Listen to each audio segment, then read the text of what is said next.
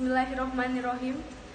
Indung-indung kepala lindung, hujan diudik di sini mendung.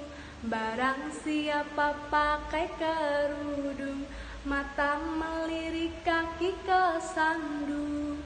La haula wala quwata, mata melihat seperti buta.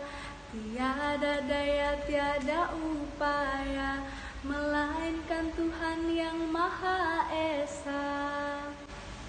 Assalamualaikum warahmatullahi wabarakatuh. Alhamdulillahirrabbilalamin. Wassalatu wassalamu ala ashrafil anbiya'i wal mursalin, Sayyidina wa maulana Muhammadin wa ala alihi washabihi ajma'in. Amma ba'du. Yang pertama-tama dan yang paling utama, marilah kita panjatkan puji syukur kehadirat Allah Subhanahu wa Ta'ala yang telah menciptakan jagat raya dan menghamparkan luas dunia, serta atas segala nikmat sehat yang diberikan kepada kita semua. Sholawat dan salam tak lupa kita panjatkan kepada Nabi Muhammad SAW yang telah menuntut kita dari zaman kesesatan hingga keselamatan dunia dan akhirat. Mari kita mengawali hari dengan rasa syukur, bukan dengan kalimat kufur. Diawali dengan senyuman, bukan dengan bualan. Diawali dengan semangat, bukan rasa untuk sambat. Hadirin yang dirahmati Allah, izinkan saya memperkenalkan diri. Nama Taruni Muda Hanifah Sabita Fatin dari Politeknik Perkeretaapian Indonesia Madiun akan menyampaikan pidato singkat mengenai eksistensi Al-Quran di zaman modern. Rukun iman adalah dasar utama dari kepercayaan umat agama Islam. Dalam segi syarat, iman berarti percaya dalam hati, dilafalkan dengan lisan, dan diamalkan dengan perbuatan. Salah satu rukun iman yaitu iman kepada kitab-kitab Rasul. Kitab suci umat Islam adalah Al-Quran. Al-Quran diturunkan kepada Nabi Muhammad SAW. Setelah turunnya Al-Quran, maka kitab-kitab yang terdahulu sudah tidak digunakan lagi.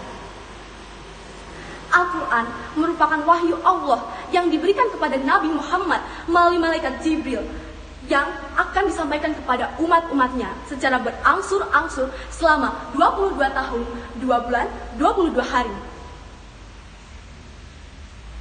Al-Quran sebagai pedoman hidup dan sebagai sumber hukum bagi umat manusia.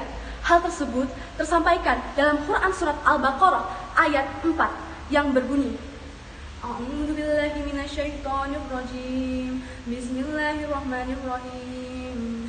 Walladzina yu'minuna bima unzila wa ma unzila min qablik wa bil akhirati hum yuqinun. Yang artinya, dan mereka yang beriman kepada Al-Quran dan kitab-kitab yang terdahulu, dan mereka yakin akan adanya akhirat. Lalu, pemirsa yang dihormati, kalian tahu tidak sih apa keutamaan membaca Al-Quran?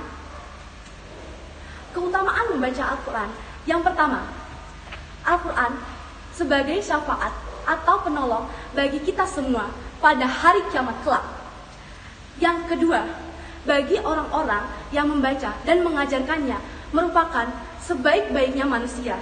Dari Utsman bin Affan radhiyallahu anhu, Rasulullah SAW bersabda, sebaik-baiknya manusia adalah yang mempelajari dan mengajarkan Al-Quran. Hadis riwayat Tirmizi.